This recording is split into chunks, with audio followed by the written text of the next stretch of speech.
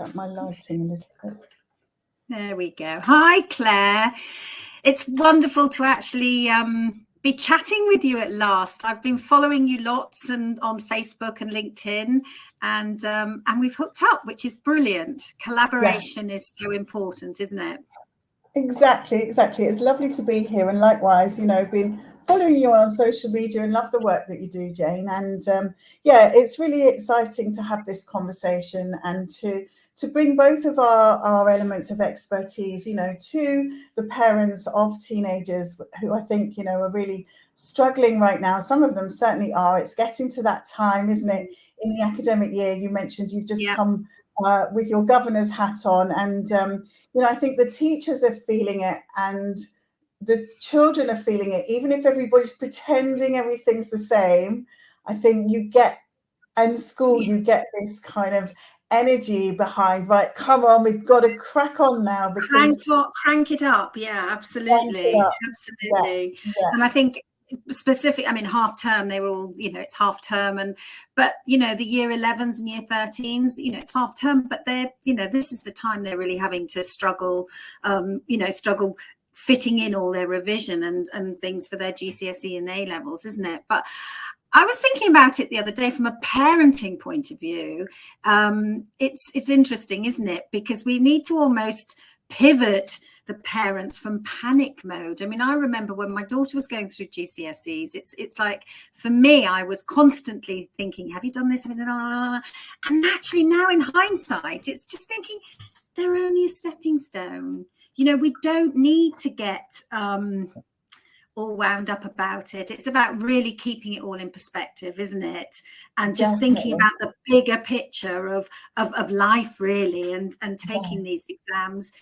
I'm sure teachers wouldn't like to hear me saying this, but it's just, let's keep it in perspective, Yeah, so true. And I mean, I remember, I've mentored children, and actually even my own son, there were some exams where he was literally throwing up with nerves before he went into school that morning, and we can't underestimate this level of exam anxiety that young people are under. And they really do know, like, we have to trust our young people more, I think, as parents. This is one of the key learnings that I've taken away now that my children are in their sort of late teens and 20s. That some of the things I was asking them to do and the reasons behind it, without knowing that bigger picture, it was actually putting pressure on them that needn't have been there. And if I trusted them more, then I should have listened more, and I should have trusted them more, because they do want to pass, they do want to do their best, they do want to succeed, and they don't need us breathing down their necks, do they?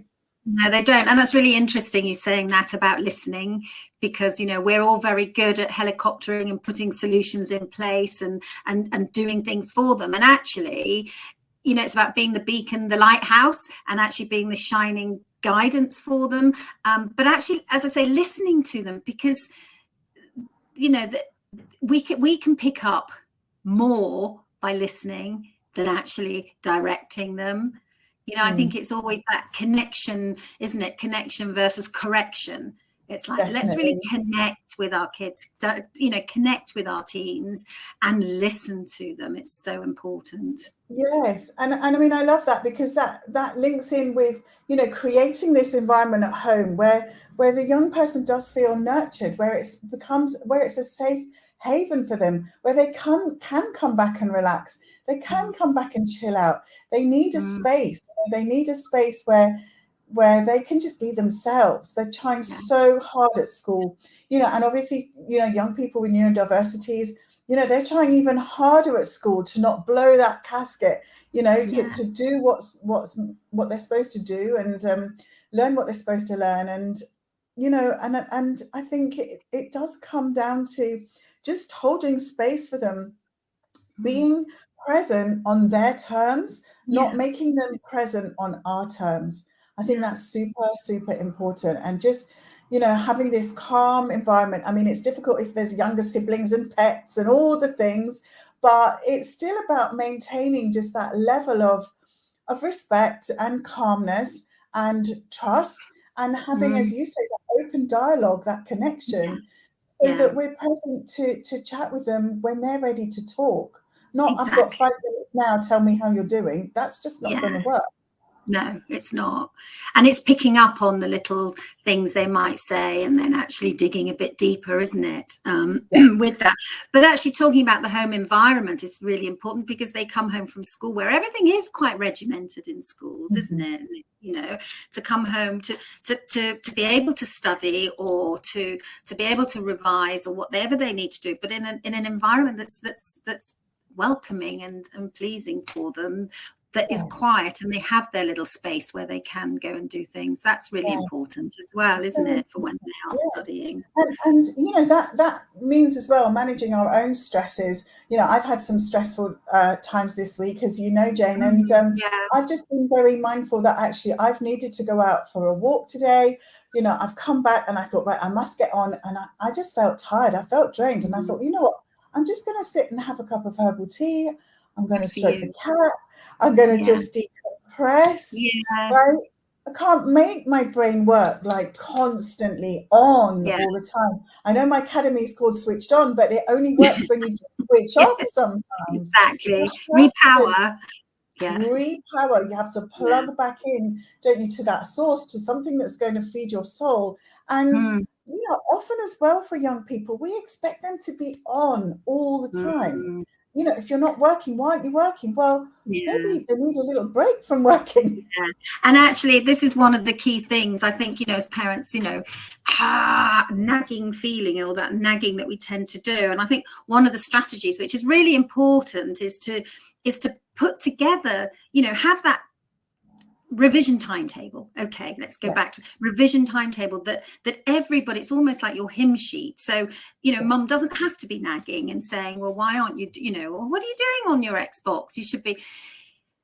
I design a timetable where I show the kids, and predominantly it's green, which is your downtime, because as you've just said, in order for the brain to actually be productive, you need to have the downtime. So starting with the timetable, putting on there your hobbies, you know, when you might want to watch Netflix, that hour that you're allowed on the Xbox, and stick it on the fridge. As simple as that. So when you know, when mum does say, why are you watching Netflix, and you say, check the timetable, that's my hour off on Netflix. So everybody's, you know, everybody knows. So then the nagging stops, and the home life becomes less stressful for everybody. And that's, you know, that's so key, isn't it? Absolutely. Time blocking time out when you know when you're doing things. I love that. I absolutely love that. And I think as parents as well, you know, I mean, especially now that, you know, people have gone back to work in jobs and commute again and everything else, you know, we think everything should be this 9 to 5 or this 9 to 3 or whatever.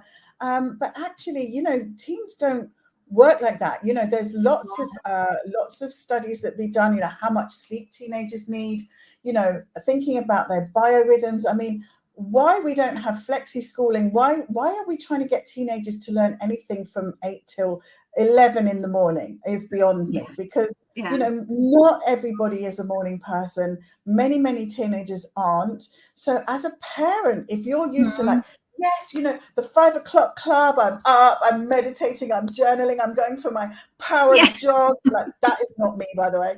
You know, jumping in the cold shower, like doing all these things, right, that the gurus tell us to do to be healthy. You're probably thinking, oh God, you know, my teenager's so lazy, they're still lolling around in bed and I know, haven't done anything. But actually, are they supposed to be doing anything at that time in the morning? You exactly. know, look at those cycles. And sit down and discuss with them and say, well, when is your brain actually switched on? When is your brain working in the capacity that you can take in and retain this information that you need? And let's work smarter and not harder. There's no point sitting there in your room, you know, gazing into space, wondering why you can't get the information in. Well, it's probably not the right time. Yeah, absolutely. And this is where I really go on about my power hour, you know, doing that power hour of revision. You know, kids sit, well, I did 4 hours revision today. Well, what actually went in? But if you actually focus in and do your hour of really serious concentrating, and then have some time, you have to switch off and have some downtime so that it's, you know, it absorbs in. So it's a minefield, isn't it? And I think everybody's unique as well. Different people, you know, we all, we're all unique, and what works for one person certainly doesn't work for others. And it's the same with revision style as well, isn't it? Some, you know, I was asking some year 11s the other day, you know, how do you revise? What, you know, what's best for you? Some said mind mapping, some flashcards, and others would, you know, there's all these different styles that they can use, and it's about finding what's right for you. Some it might be that they listen to things, you know, they actually, you know, so they might be on have their AirPods in, listening to some revision, you know, and again, communicating that with mum and dad, that's what you're doing, because they could be thinking you're listening to, you know, Spotify music and whatever. But it's so true. I mean, I know that I'm for example, I'm a very oral learner, and also a little bit kinesthetic. And I remember when I was learning revising for my Latin O level, that's how old I am. I did O-levels too. I did O-levels too. Shocking, isn't it? But I remember like walking up and down. I had to pace as I was like listening to this Latin and then repeating it, you know, and that's how it went into my head, because it was obviously quite a difficult thing to do. And yet with something like biology, you know, you have to draw and label the heart or whatever. And so, you know, or geography, I remember drawing India, the map of India, and the wet season and the dry season and all these things. So you can change up as well. It's not like, oh my gosh, I'm a visual learner, I have to always do flashcards. You don't always have to do flashcards. It depends also what it is that you're learning. You know, if you're learning a language, a modern foreign languages, you do need to listen to it for the repetition and the accent and everything else. So as well, I think as with social media as well, I think this is where it comes back to trusting your team, because you know, parents are a little bit distrustful. Oh, you're always on the bloody phone, you're always on social, you're always talking to your friends. Well, actually, they may be in a revision pod, right? There are lots of people who are social learners. And they actually need to be in a team of people. Well, you know, you do that bit, I'll do this bit. Let's come back. Let's tell each other what we've revised. Let's ask each other questions of how to do that. Like that social interaction can be super important and very supportive as well. Whereas often if they come down to you with their flashcards and they say, oh, you know, mum, just ask me these questions and I've got to do the answers on the back. Well, you've got no context necessary for what it is they're learning. I mean, especially when it gets to A-levels, it's really pretty in-depth stuff, which you might not know anything about. So if they can be in revision pods on WhatsApp and things like that, you know, with their friends, I think again, it's about having this open dialogue and understanding what is behind what we're doing. And their worlds are so different to how we learned when our worlds were. And I think, you know, we need to respect and try and understand their world a little bit better. I think, you know, our kids can teach us a lot. I think we have to be open to that and as you say, trust in what they're doing and what they know they're doing. Give them the techniques, you know, be it, you know, doing time blocking and or using the Pomodoro technique where they do, you know, 25 minutes and then you have a 5-minute break, then you repeat that. You know, there are lots and lots of techniques out there that we can guide them with. But again, it's for them to find what's right for them. And just back to trust, isn't it? I mean, we've got to trust in them. I remember when I was mentoring somebody about, you know, supporting them with setting up their revision timetable and everything, you know, we had this discussion like, well, if you're in this kind of mode, like if you're in science mode or maths mode, like after half an hour or after an hour, you know, do you want to flip it and go into something completely different? Or actually, are you better off having a little bit of a break and then carrying on with your physics or something like that? Like, do you want to, you know, stick in that mode? Or do you want to hop from being more creative to then more logical, scientific, mathematical, Yeah. Again, because everybody has strengths in different areas, and a subject that do you want to go from an easy subject to a subject you find hard? Do you want to start your day off with the easier one to ease you in and get a quick win under your belt? Right? Or do you want to eat the frog and do like the dreaded whatever it is first? And then as you get a bit more tired as the day goes on, you're doing the subjects that you find more enjoyable. So it's all about delving into those kinds of conversations as well. And experimenting with it. And actually, this is what mocks are for. So this is the perfect opportunity, to have these conversations, to trial out different revision strategies, tools, and techniques. See what marks you end up getting, and then you've still got time to tweak it, up the ante, put more time into the things that you need. And as you say, looking at that bigger picture, learning is a lifelong journey. You can retake GCSEs, you can go to Open University, you can do GCSEs when you're 50. Like, it doesn't all have to be done by June, Exactly. And and it is just, I keep saying there's 4 months to go, just plod on and just get through it. Imagine, and it's that visualizing the future, isn't it? Like, just imagine what your summer holiday is going to be like, it's all behind you then. Think about the good stuff. And I think this is finding the resource, for them to be resourceful, to help them get through the stressful times, and giving them some tips and some strategies there as well, be it, maybe teaching them how to be more mindful in the present moment, not thinking or regretting or wishing or hope, but just being here in this moment now. And then also how to deal with the stressful time, because it will inevitably will be stressful. But it's again keeping the cap on the stress, isn't there? Not. You know what it's like if somebody says, kids can whip each other up, can't they? And it's a bit like, just step back. Let's just be calm. Yeah. This is what I had to coach my stepdaughter through. She's in an all-girls grammar, very competitive school with some very, very bright friends.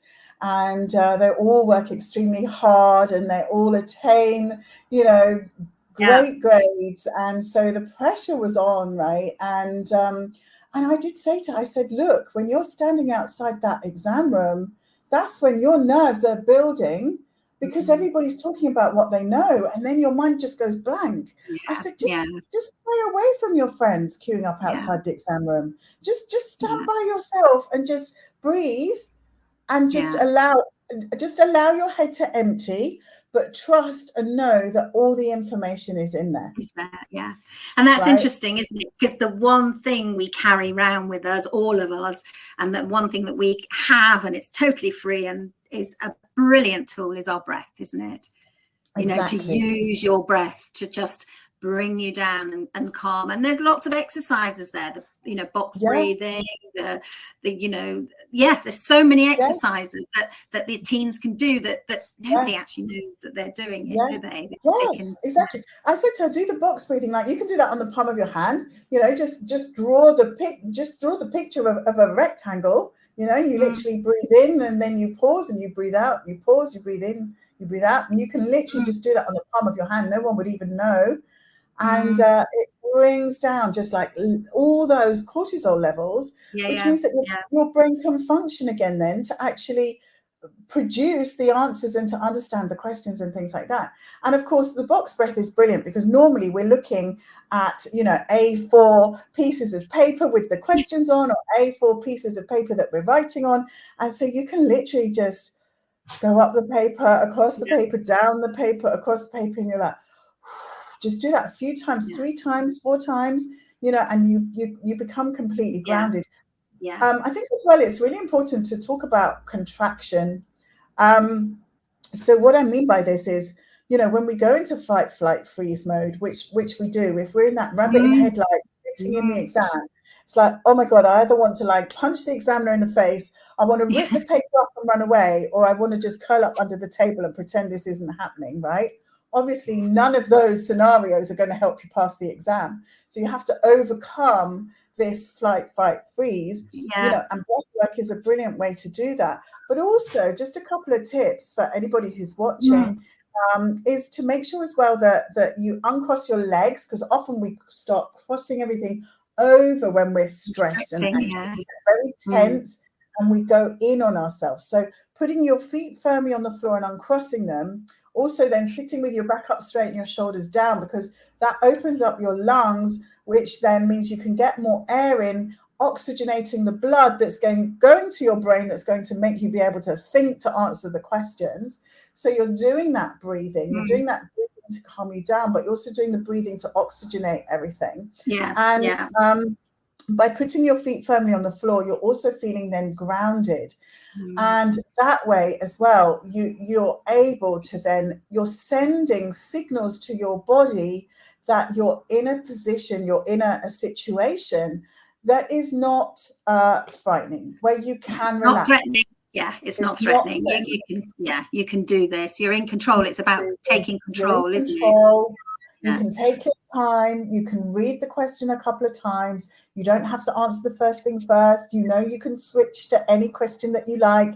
You can flip through the book. You don't have to worry if other people have already started writing, right? You're completely in control then of what is going on. And I think that is so important, just having those little strategies where you can override strategies, of that cortisol. So it's a minefield, and we could go on and on and on, couldn't we? But I suppose I wanted to come on here, just to say to parents, please just pivot from the panic, and just to stay sane, and just to keep communicating with your teens as you're going through these exams, because it is pretty miserable, but it's got to be done.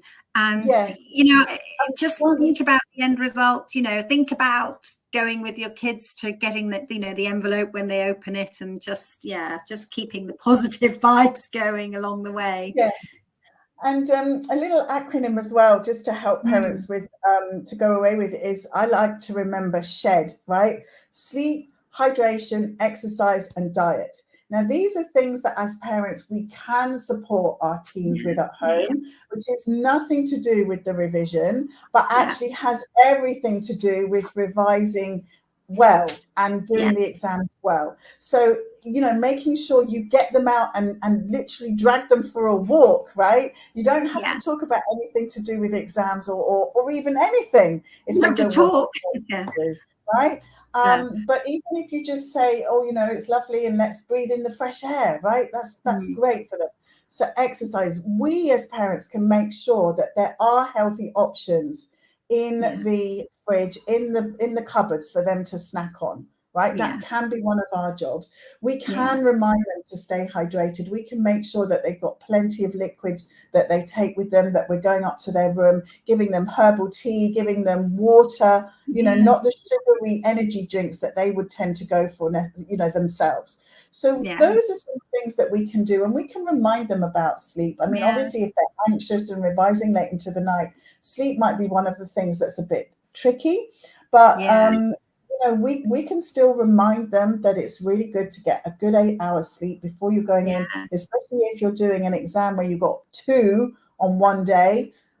You need that sleep the night before to keep yourself going, and those healthy snacks in the day to keep yourself going as well, not have the sugar highs and lows.